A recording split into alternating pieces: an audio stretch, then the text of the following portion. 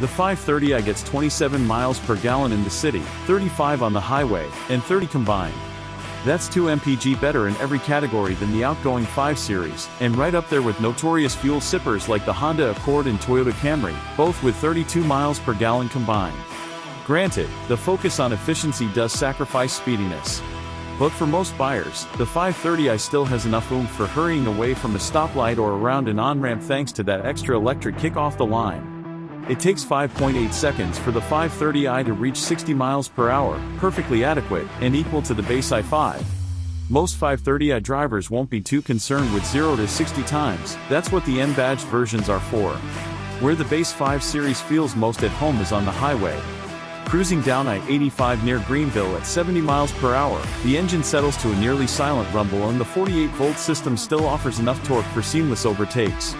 This car is exceptionally quiet at these speeds.